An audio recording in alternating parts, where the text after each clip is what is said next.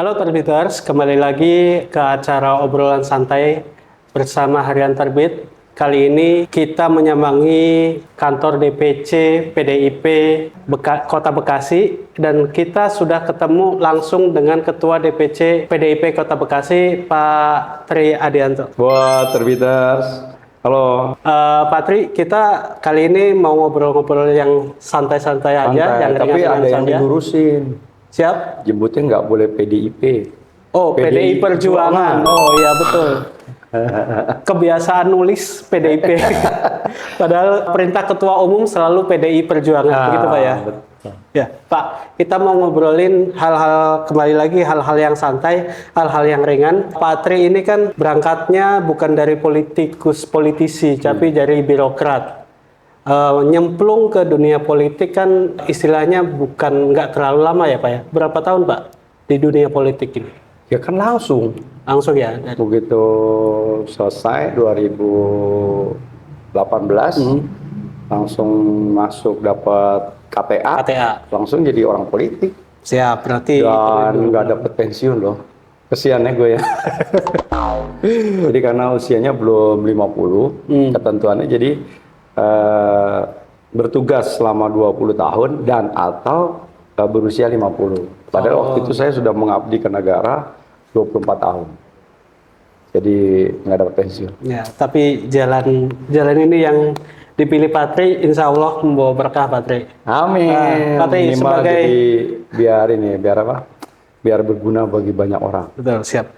Sebagai politisi pasti punya panutan, sosok-sosok panutan. Nah, kita mulai dari situ Pak Tri. Untuk Pak Tri sendiri, sosok politisi panutan di Indonesia itu siapa Pak Tri? Saya itu sebenarnya karena anak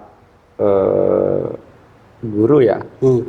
Dan itu yang sekarang akhirnya menancap dalam diri saya itu Ki Hajar Dewantoro. Jadi dia punya filosofi ing arso sum tulodo, ing mantio bangun karso dan tuturi handayani. Jadi itu yang menurut saya hari ini tertanam ya, bahwa salah satu teori kepemimpinan yang kemudian merasuk dalam diri saya itu saya rasanya Ki Hajar Dewantoro. Kalau politisi modern, politisi saat ini yang masih ada atau ya yang sekarang masih jadi ada juga itu adalah John F. Kennedy. Nah, dia yang menyatakan what is name, gitu. Apa arti sebuah nama? Nah, itu juga yang kemudian hari ini menjadi motivasi saya. Kenapa kok akhirnya orang tua saya memberikan nama Tri Adianto Cahyono? Gitu. Jadi kalau politisi yang sekarang lagi berkembang nih, saya kira ya yang memang hari ini yang bisa terlihat nyaman, enak gitu ya, mungkin Pak Ridwan Kamil. Pak Ridwan Kamil. Siap. Selanjutnya Pak, tokoh politik yang kayaknya ngomongnya paling berani nih, tanpa tedeng aling-aling nih kalau ngomong itu siapa Pak? Sekarang ini. Kalau saya Mas Hasto ya. Pak Hasto. Hasto ya. Jadi saya kira dia konsisten dengan apa yang kemudian hari ini diyakini menjadi satu kebenaran.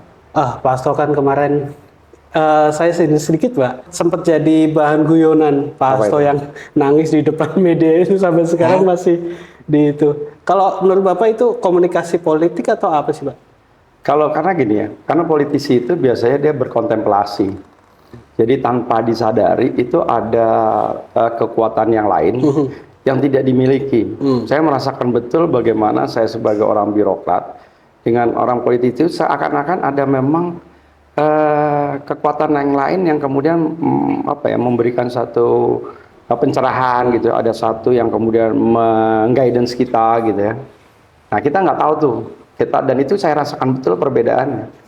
Nah mungkin pada saat itu itulah yang dirasakan oleh Mas Hasto, ada kekuatan lain yang membuat dia menjadi terharu, membuat dia menumpahkan segala isi perasaan yang ada. Jadi itu yang saya kira kekuatan itu yang kemudian membawa ya seorang politisi untuk kemudian terus mereka bisa berkiprah gitu loh. Karena kita nggak pernah tahu tuh ada kekuatan lain yang yang ada di dalam diri kita. Gitu. Jadi Kalau orang bilang kayak ada otak tengahnya gitu, orang kiri, otak kanan, tapi kemudian ada kita otak tengah yang kemudian memang setiap orang pasti miliki gitu.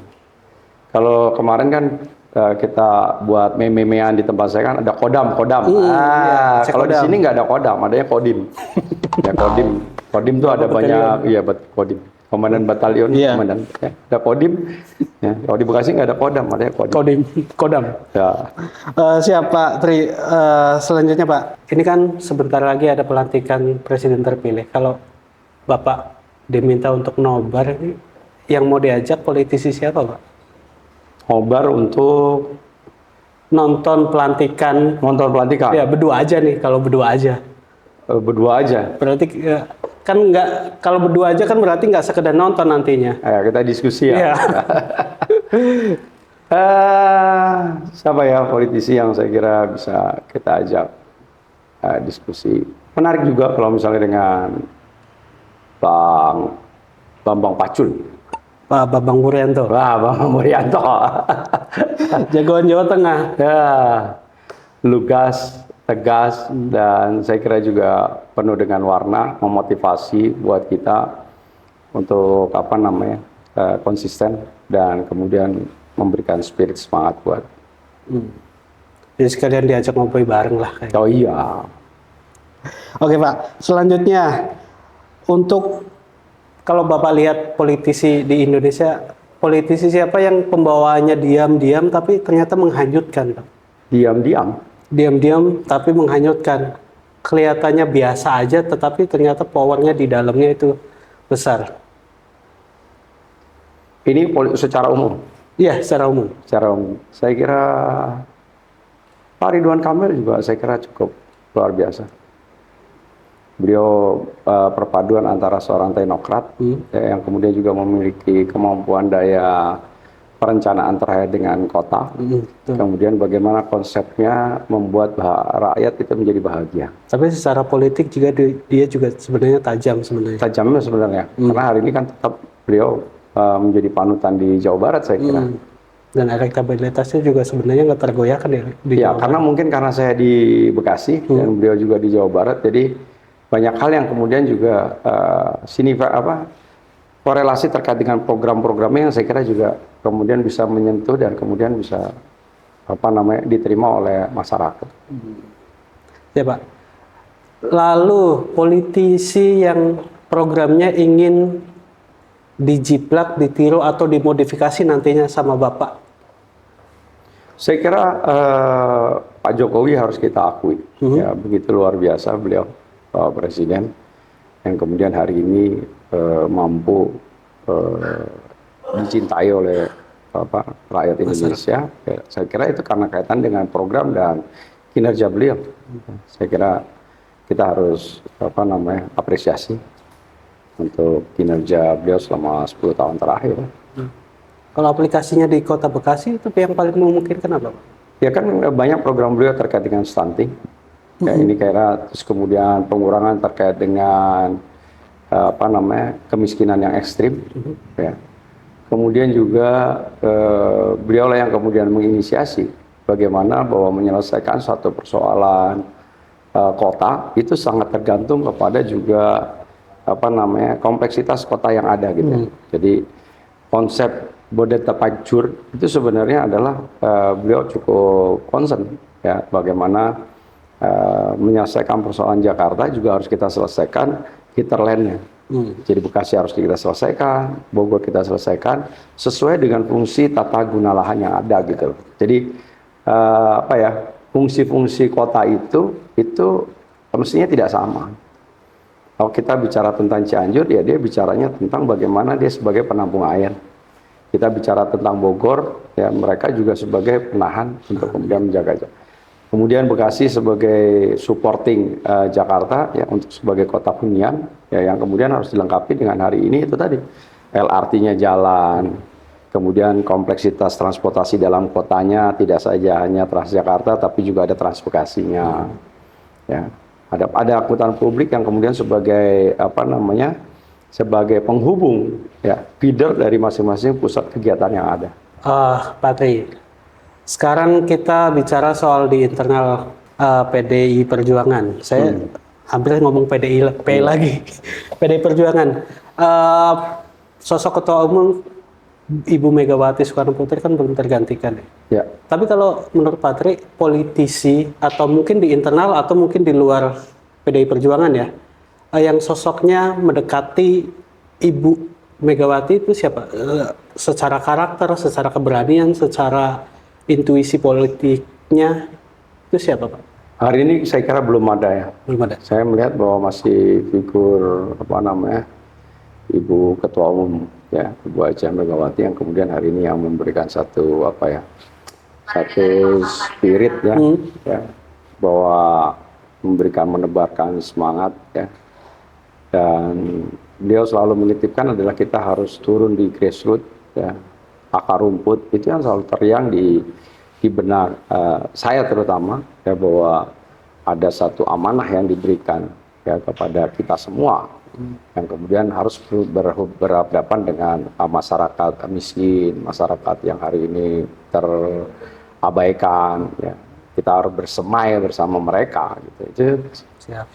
Ini Pak Tri sepertinya mendalami sekali filosofi dari PDI Perjuangan, karena kan PDI Perjuangan itu selalu tidak meninggalkan kebudayaan di sini. Iya. Betul. Ini yang di ini Pak Tri. Kita lagi sedang melakukan juga pembangunan secara tematik. Ya, kita di Bekasi Utara punya yang namanya Kampung Bali, ya, satu kawasan yang kemudian kalau kita masuk itu udah kayak di Kute. Padahal di sana itu berakulturasi, ya, banyak seluruh suku bangsa dan juga agama yang ada. Ya, tapi mereka maaf gitu kalau kemudian dibentuk menjadi satu konsep ya, daerah yang kemudian berkebudayaan Bali. Kita punya konsep tentang bagaimana menciptakan misalnya Jatiasi sebagai kota pencak silat gitu ya, kecamatan pencak silat. Karena di sana masih banyak perguruan-perguruan pencak silat. Ya, mungkin kita sebut nanti jadi kampung Jawara gitu ya. Nah, itu karena di sana masih banyak kebudayaan. Kita punya 7 mata air sumur ya, dan kemudian ini juga menjadi levelnya sudah internasional.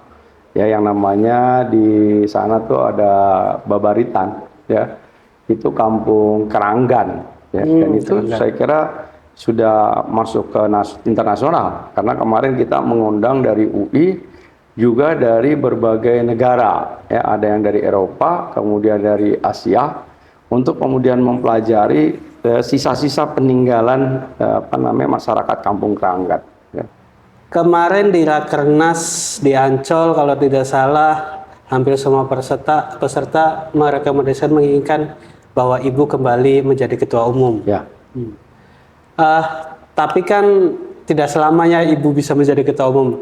Kalau dari penglihatan Bapak, pendapat Bapak Patri, sosok siapa yang bisa menggantikan Pak saat ini? Kalau saat ini saya kira masih Ibu Mega lah ya. Masih Ibu Mega ya. Nanti kita lihat nanti di Rakernas 2025 ya, perkembangan sejalan dengan perkembangan waktu ya, perkembangan dinamisasi politik dan juga mungkin dinamisasi terkait dengan kondisi Ibu juga ya.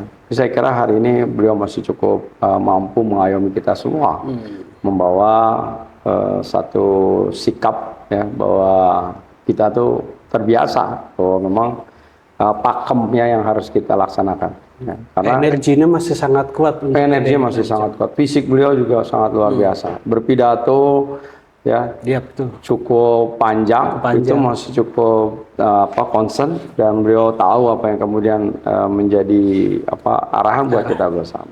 Patri, terima kasih banget waktunya di tengah kesibukan Patri. Saya tahu, saya soalnya mengikuti di Instagram juga Patri ini kalau pagi sampai siang kayaknya tidak pernah ada di rumah. Selalu turun ke warga, selalu menyapa warga, menyapa aspirasi. Itu tujuannya Patri ya? Jadi dulu waktu saya menjadi birokrat, hanya 2 tempat yang membuat saya bahagia. Apa itu? Kalau saya berada di kantor dan di rumah. Sekarang tambah lagi berarti 3. Kalau bersama warga dan masyarakat ya. Oke, siap. Jadi makanya hari-hari juga ya banyak warga masyarakat yang datang ke tempat saya. Siap. Walaupun cuma dikasih cilok dan kopi. Nah, belum pernah kan nyoba cilok daging Mas Triadianto? Cobain kayaknya. Boleh. Oke, Patri. Terima kasih banyak Patri. Masih. Semoga sehat selalu Pak Tri, karena perjalanan masih panjang nih. Waduh, 27 November. Semoga cepat-cepat dapat rekomendasi. Saya doain Pak Tri. Amin. Oke, Buat Terbiters. Terbiters juga kayaknya yang doain gue. Amin. Siap-siap. Oke, Terbiters. Demikian obrolan singkat nan santai bersama Pak Tri, bakal calon wali kota Bekasi. Kita doakan sama-sama Terbiters. Saya tutup. Tetap semangat, tetap berkreasi, tetap beraktivitas, tetap berkarya.